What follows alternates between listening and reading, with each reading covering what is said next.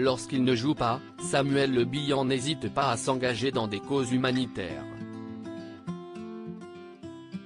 Dans une longue interview fleuve publiée ce vendredi 21 avril par l'édition Week-end du Parisien, le comédien est revenu sur plusieurs sujets, comme ses succès au cinéma ou à la télévision, mais aussi sur ses engagements qui lui tiennent à cœur auprès d'associations auxquelles il vient en aide dès qu'il le peut. Parmi ces causes, l'une d'entre elles se démarque, du fait que le comédien en est directement impacté, celle de l'autisme.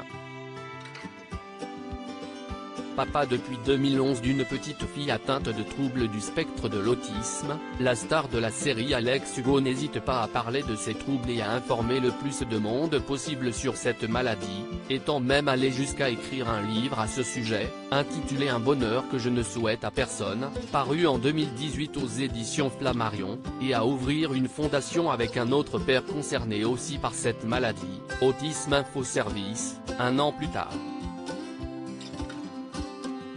Au sujet de sa fille et de leur quotidienne ensemble, au cours de l'entretien, le comédien a déclaré « Angia va très bien, elle est très heureuse. J'ai fait le choix de m'installer dans le sud, à Nice, pour qu'elle bénéficie d'un cadre sécurisant et apaisé, que je n'arrivais pas à construire à Paris. Depuis, elle a fait des progrès incroyables. » Le compagnon de Stefania Christian a aussi raconté que la jeune fille, dans son quotidien, n'est pas impactée par ces différences. Aujourd'hui, elle est en 6e. Elle a des copines. Elle est différente, mais sa vie ressemble à celle de toutes les autres petites filles. Si estime mon soleil. Une véritable fierté pour l'acteur qui n'a pas toujours vécu des moments faciles avec sa fille. Samuel Le Bihan, qui sont les femmes qui ont marqué sa vie? Samuel Le Bihan, ses inquiétudes pour l'avenir proche de sa fille. Pour autant, Samuel Le Bihan l'a reconnu, il a des inquiétudes pour l'avenir, mais elles sont semblables à celles des autres pères. Elle va rentrer dans l'adolescence, une période difficile pour tout le monde. Comment vais-je gérer ça? Je ne sais pas.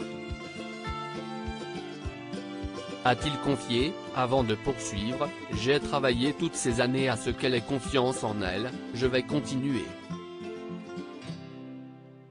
Le plus beau cadeau que je lui ai fait, c'est de lui avoir transmis des valeurs, et la force de croire en elle pour aller vers les autres.